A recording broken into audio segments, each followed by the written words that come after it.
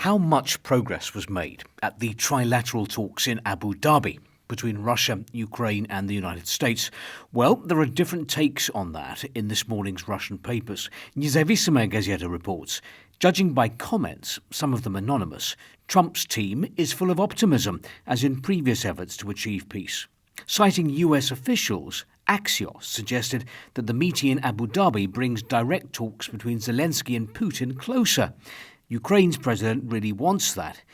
Given that the Kremlin has not expressed a similar desire, one may be sceptical about Axios' claim. Moskovsky Komsomolets is playing things down. I find it hard to believe in the positivity of the talks. The main issue was the territorial question. Ukraine must cede the whole of the Donbass, according to the Anchorage arrangement. This is the agreed position of Russia and the US. Zelensky is not yet ready for this. But Kommersant is more upbeat about the trilateral talks. The established workable mechanism for negotiations on Ukraine brings peace agreements closer than ever. In any case, the meetings in Abu Dhabi were a step forward. For the first time, negotiations were held in a multi-level format. Delegations were divided into thematic groups, held separate consultations and then returned to general discussions. This format makes it possible to discuss several topics at once, from security to political and economic issues. Secondly, the talks in Abu Dhabi, which were held in two languages, English and Russian, were attended by American representatives. This makes it impossible to distort or disavow agreements reached as happened before. Izvestia, Moscow, Washington and Kiev made certain progress towards settling the Ukraine conflict. Komsomolskaya Pravda is enjoying the stresses and strains in the transatlantic alliance and asks, will Greenland become NATO's cemetery?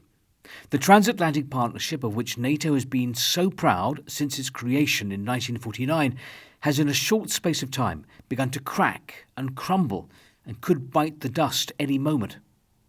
Nezavissimaya Gazeta doesn't go that far, but still, the architecture of the world order founded on the Yalta-Potsdam agreements post-World War II is collapsing before our very eyes.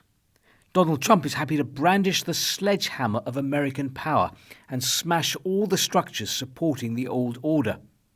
Understanding the logic of the ongoing processes, he seems to be helping to accelerate their final destruction. By declaring territorial claims on Greenland, Trump demonstrated not only a rejection of the principle of inviolability of borders, but at the same time he indicated the insignificance of the factor of bloc-allied relations with Denmark, a member of NATO. A member, not a member, it means absolutely nothing to him. Relations are now based on one principle: they must be beneficial to the United States.